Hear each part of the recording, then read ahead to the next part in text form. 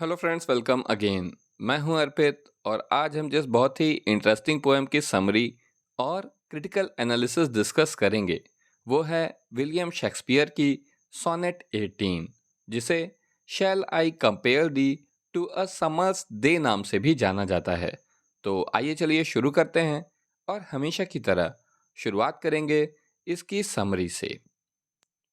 The poem opens, यानी कि ये पोएम शुरू होती है with the speaker putting forward a simple question. किस तरह से शुरू होती है कि जो स्पीकर है वो एक सिंपल क्वेश्चन जो है हमारे सामने रखता है, और वो क्वेश्चन है can he compare his lover to a summer's day, कि क्या वो अपने लवर की तुलना एक समर डे से कर सकता है। समर डे मतलब गर्मियों के दिन से कर सकता है। Historically the theme of summer time has always been used to evoke a certain amount of beauty, particularly in poetry. तो ऐतिहासिक रूप से जो समर टाइम की थीम है उसका इस्तेमाल हमेशा किया जाता है एक खास तरीके की खूबसूरती को जगाने के लिए। खास तौर से पोइट्री में ऐसा किया जाता है। देखिए, इंग्लैंड एक बहुत ही ठंडा देश है और हम लोग भले ही गर्मी में बहुत परेशान होते हैं, लेकिन उनका सबसे अच्छा सीज़न है समर टाइम। तो इसीलिए ये रिप्रेजेंट करता है खूबसूरती को। तो इसीलिए राइटर कह रहा है कि जो है, क्या मुझे अपने लवर की तुलना, उसका कंपैरिजन करना चाहिए समर डे से। आइए आगे देखते हैं। Summer has always been seen as the respite from the long bitter winter.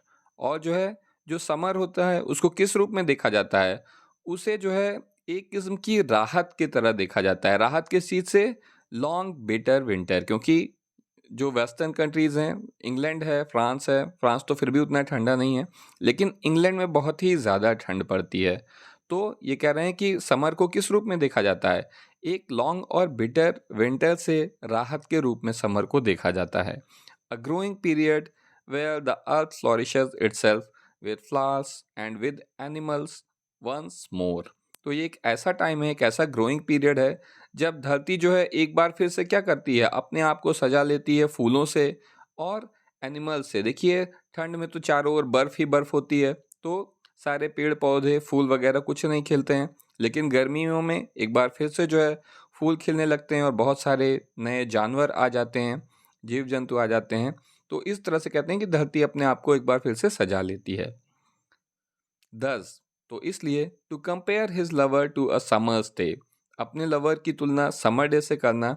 The speaker considers their beloved to be tantamount to a रिबल। तो इसका मतलब है कि अगर समर डे से जो है तुलना कर रहे हैं तो ये अपने बिलव्ड को क्या मान रहा है? ये रिबल्स के ही बराबर मान रहा है। टेंटामाउंट का मतलब होता है किसी चीज़ के समान या बराबर। तो जो है, ये अपने बिलव्ड को क्या मान रहे हैं? उसे मान रहे हैं कि वो रिबल्स के ही बराबर है। And even better than summer itself, और बल्कि वो खुद समर से भी बेहतर है। As summer is occasionally short, too hot and rough, क्योंकि समर जो होती है वो थोड़े समय के लिए ही होती है। टू हॉट, कभी कभी उसमें कुछ ज़्यादा ही गर्मी हो जाती है। एंड रफ, और ये रफ होती है। Summer is in fact not the height of beauty for this particular speaker. और इस पर्टिकुलर स्पीकर के लिए जो है समर कोई हाइट ऑफ ब्यूटी नहीं है। Instead he attributes that quality to his beloved, बल्कि वो ये क्वालिटी किसको देता है? अपने बिलव्ड को, कि उसका बिलव्ड जो है वो हाइट ऑफ ब्यूटी है। देखो, एक बात ध्यान रखना कि ये पोएम जो है ना, ये किसी लड़की के लिए नहीं लिखी गई है, ठीक है? ये एक लड़के के लिए लिखी गई है, किसी यंग एज लड़के के लिए ऐसा माना जाता है। कोई एग्जैक्ट सबूत तो नहीं है। तो ये एक यंग लड़के के लिए लिखी गई है, ठीक है? तो इसीलिए मैं प्रेमिका या वैसी फीमेल जेंडर वाले शब्दों का इस्तेमाल नहीं कर रहा हूँ। Whose beauty will never fade, तो ये एट्रीब्यूट देते हैं वो अपने बिलव्ड को, जिसकी खूबसूरती कभी भी फेड नहीं होगी, यानी कभी भी धुंधली नहीं पड़ेगी, कभी भी ख़त्म नहीं होगी। Even when death brag thou wanders stint his shade, और ये खूबसूरती तब भी नहीं धुंधली पड़ेगी जब जो है मौत तुम्हें अपनी परछाई में ले लेगी, अपनी छाया में ले लेगी, तब पर भी ये खूबसूरती धुंधली नहीं पड़ेगी। ऐसा क्यों नहीं होगा, क्यों नहीं धुंधली पड़ेगी? As he will immortalize his lover's beauty in his verse, क्योंकि यहाँ पर जो पोएट है वो अपने लवर की ब्यूटी को इमोर्टलाइज कर देगा, अमर कर देगा अपनी वर्ल्स में, यानी अपनी पोइट्री में, अपनी कविताओं में। तो देखिए यहाँ पर ये जो 2 लाइन हैं ये बहुत ही फेमस लाइन्स हैं और इसे पोएम से डायरेक्टली लिया गया है इसीलिए। तो क्या ये कह रहे हैं? ये कह रहे हैं so long as man can breathe और आइज कैन सी, यानी कि जब तक इंसान की आँखें जो है वो क्या कर सकती हैं? एक इंसान जो है साँस ले सकता है और उसकी आँखें देख सकती हैं। सो लॉन्ग लिव्स दिस, तब तक जो है ये ज़िंदा रहेगी।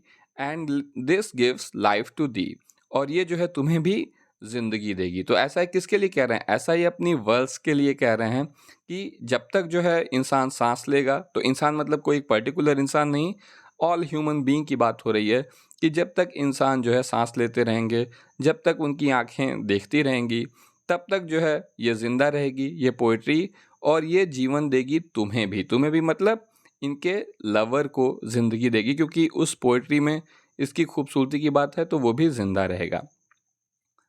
The immortality of love and beauty through the poetry provides the speaker with his beloved's eternal summer. और क्या होगा? The immortality of love and beauty, यानी कि देखिए लव और ब्यूटी जो है वो इमॉर्टल है, कभी मरने वाला नहीं है। तो इसकी जो इमॉर्टैलिटी है थ्रू पोएट्री, वो पोएट्री के माध्यम से provides the speaker with his beloved's eternal summer, वो स्पीकर को जो है प्रदान करेगी इसके बिलव्ड की एटर्नल समर को, यानी कि इसके बिलव्ड की कभी ना ख़त्म होने वाली खूबसूरती को जो है ये पोएट एंजॉय कर सकेगा, महसूस कर सकेगा, क्योंकि उसकी पोएम की वजह से अब उसके लवर की खूबसूरती कभी भी ख़त्म नहीं होगी। दो दे माइट डाई, हो सकता है कि ये दोनों ही लोग मर जाएं, and be lost to time, और समय के साथ भुला दिए जाएं या समय के साथ खो जाएं, गायब हो जाएं। द पोएम विल सर्वाइव, लेकिन उसके बावजूद ये जो पोएम है वो सर्वाइव करेगी। देखिए ये पोएम 1600 समथिंग में पब्लिश हुई थी, तो आज तक आप इसको इतने साल बाद पढ़ रहे हैं, तो ये इसका मतलब क्या है कि ये पोएम जो है वो तो सर्वाइव कर रही है, भले यार शेक्सपियर यहाँ पर नहीं है। विल बी स्पोकन ऑफ, और इसके बारे में बातें होंगी। Will live on when they do not, और ये तब भी जिंदा रहेगी जब वो लोग जिंदा नहीं रहेंगे, यानी शेक्सपियर और बिलव्ड जो हैं उनके वो जिंदा नहीं रहेंगे, तब पर भी ये जिंदा रहेगी। दस थ्रू द वर्ड्स, तो इस तरह से शब्दों में his beloved's beauty will also live on, उसके बिलव्ड की जो खूबसूरती है वो भी जिंदा रहेगी इनके शब्दों में। तो दोस्तों ये थी इसकी समरी। अब हम इसका क्रिटिकल एनालिसिस देख लेते हैं। Sonnet 18 is a sonnet written by English poet and playwright William Shakespeare. तो ये सोनेट 18 जो है ये शेक्सपियर के द्वारा लिखी गई है, जो कि पोएट और प्लेराइट थे इंग्लिश के। The poem was likely written in 1590s, तो ऐसा माना जाता है कि पोएम 1590s में कभी लिखी गई होगी। Though it was not published until 1609, लेकिन ये 1609 तक पब्लिश नहीं हुई थी।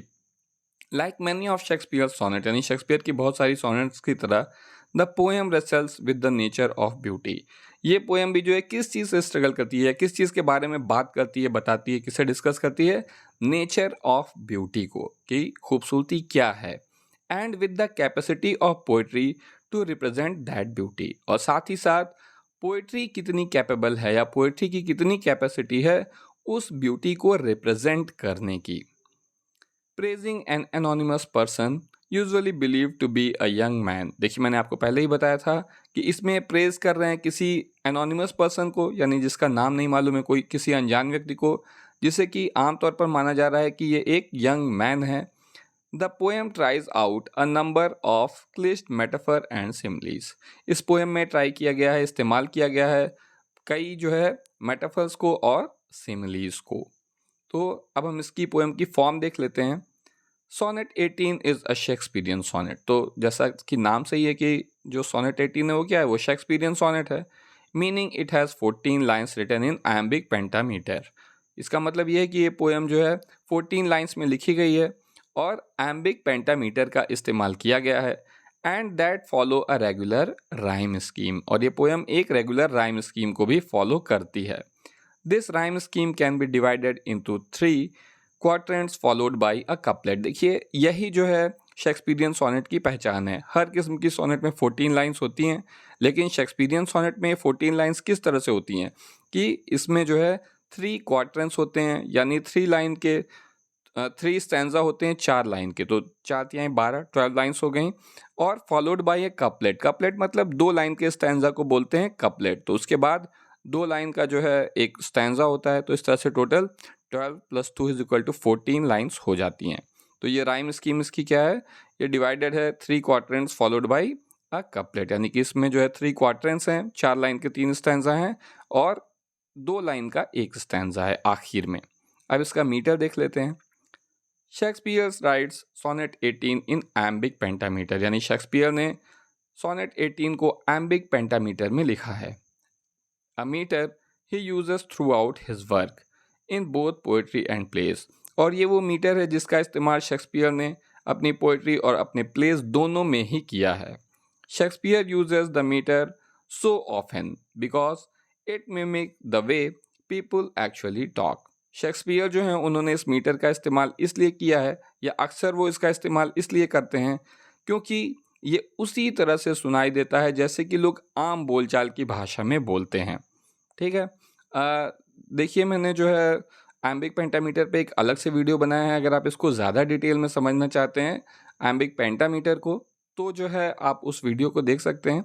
अदरवाइज़ ये इतना काफ़ी है कि एम्बिक पेंटामीटर जो है आम बोलचाल की भाषा को मिमिक करता है, इसीलिए शेक्सपियर ने इसका इस्तेमाल बहुत ज़्यादा किया है अपनी पोएम्स में भी और अपने प्लेज में भी।